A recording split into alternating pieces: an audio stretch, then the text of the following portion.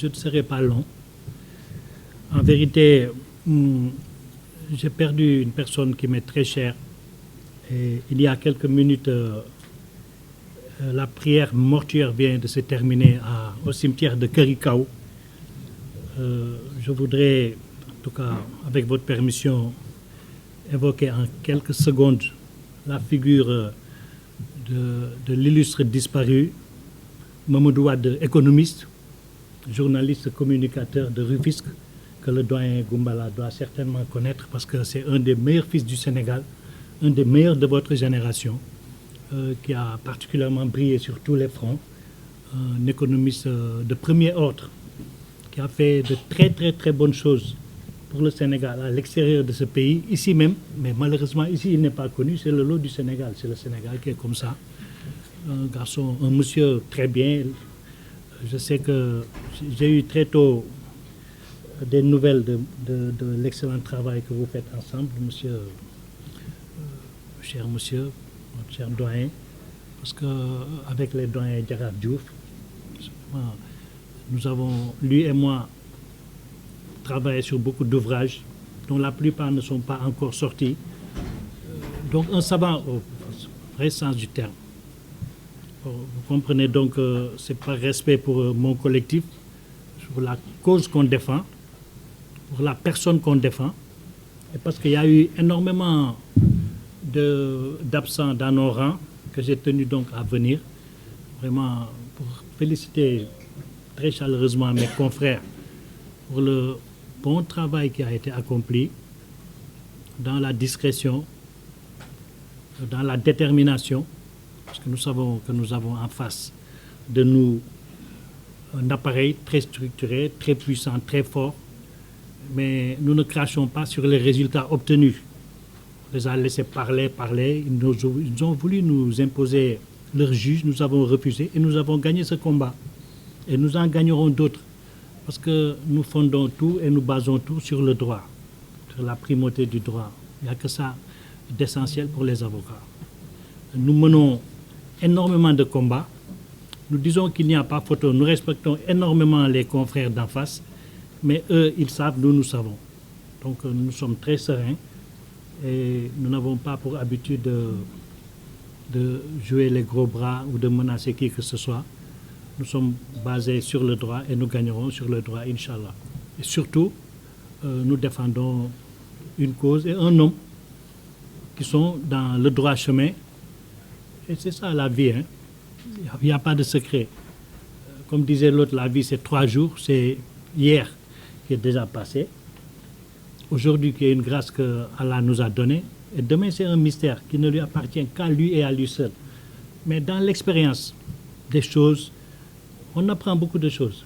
Aujourd'hui, le projet de Ousmane gêne. Ousmane lui-même, il gêne. Nous sommes des avocats, il y a des militants ici. Nous sommes tous aussi des militants dans l'âme parce que nous sommes des Sénégalais et nous tenons à l'avenir de ce pays, de nos enfants, de nos petits-enfants. C'est normal qu'on prenne position. Moi, personnellement, j'ai pris position. Comme hier, j'ai pris position pour Macky Sall en lui disant, et il le sait très bien, quand ils étaient une assemblée de 150 personnes, on lui avait dit non, tu vas nous rendre cette assemblée. Tu ne peux plus diriger ces 149 personnes-là. Mais il s'est battu, mais Dieu lui a donné à diriger non pas ces 149 personnes, mais il les a multipliées par 100 000, 14 900 000 Sénégalais, il les a dirigés dans l'année ou dans les 2 ans qui suivent. C'est comme ça, c'est ça les enseignements de Dieu. Aujourd'hui, il est question de diriger 17 millions de personnes. On nous dit, oui, voilà, telle personne, il faut la disqualifier. Ça me rappelle un peu l'histoire de Surcouf. Surcouf, c'était un corsaire qui était la terreur des Anglais à travers les mers, les océans. La couronne britannique avait mis sa tête à prix. Et un jour, il a été arrêté, arraisonné en pleine mer. Et il y a eu son fameux procès, le procès de Surcouf, devant donc les juges anglais. Le juge lui a dit, au cours de son procès, la différence entre vous et nous, Anglais, c'est que nous, Anglais, nous nous battons pour l'honneur. Tandis que vous, les Français, vous vous battez pour l'argent. Surcouf, c'était quand même un homme très intelligent. Il dit, mais monsieur le président, vous avez parfaitement raison. Dans la vie, on ne se bat que pour ce que l'on n'a pas. vous battez pour l'honneur parce que vous n'en avez pas. Nous, on se bat pour l'argent parce qu'on n'en a pas. Bon, voilà une question qui avait cloué au pilori le juge, mais c'est une bonne transition pour demander à Mame Mbaye Niang pourquoi il se battait. Parce que lui, au sortir du tribunal, nous on était en réunion dans une salle annexe.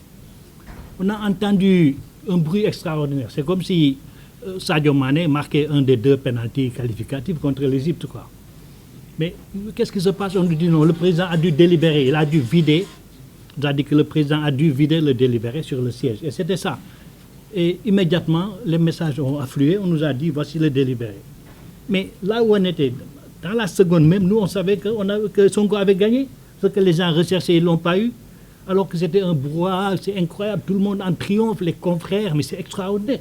On dit mais pourquoi les gens, ils ont un code, ils ne l'ouvrent pas? Mais ça, c'est une défaite. Et c'est le lendemain qu'on nous a dit, dans le timing, qu'ils sont revenus. Parce qu'en fait, certains se battent pour l'honneur, d'autres pour l'argent, mais dans le cas de Sonko, on ne se bat pas pour ces considérations. On se bat pour qu'il ne soit pas au pouvoir, justement. Et lui, il se bat pour être au pouvoir. Parce que lui, il a montré suffisamment que s'il accède au pouvoir, il va prendre le pouvoir et le rendre à ses propriétaires légitimes. Voilà. Donnez-moi le pouvoir pour que je vous le rende. De l'autre côté, c'est donnez-moi le pouvoir pour que nous continuions à faire la noce sur vos dos. Mais c'est tout simplement ça. Et Dieu lui a donné les moyens techniques, juridiques et tout pour faire face. Et Inch'Allah, nous ferons face. Voilà.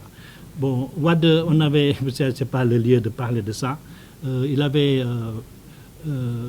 vraiment fait une démonstration extraordinaire basée sur une combinaison du droit et de l'économie pour nous montrer sur un repère orthonomé OIJ comment entre le droit et l'économie, les mathématiques, il y avait une corrélation tellement forte qu'on pouvait prédire dans un pays donné, au vu de la violation des libertés fondamentales et des droits humains, que ce pays allait, avec la démotivation des gens, avec la répression, vers zéro. C'est quelque chose d'extraordinaire que j'ai subitement retrouvé ce matin. Bon, on va y revenir. Mais c'est pour vous dire que vraiment, c'est le langage d'espoir pour lequel nous avons initié ce droit, ce devoir de vous parler. Nous n'avons jamais ouvert la bouche. Nous n'avons subi que des avanies. Nous avons privilégié la voie de la communication numérique parce qu'elle est inoffensive.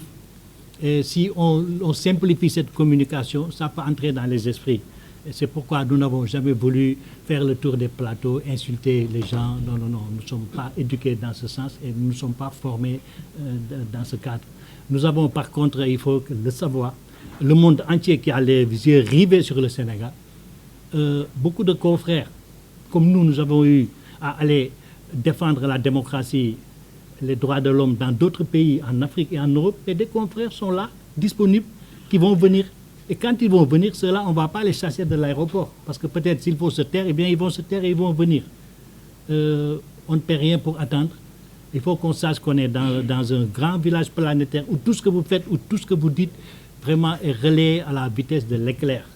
Bon, ce qui s'est passé, on vous l'a dit, dans ces procédures, ils sont un défi au droit, parce qu'on ne peut pas comprendre dans des procédures comme ça, que le procureur vraiment soit la tête de proue du combat, mais c'est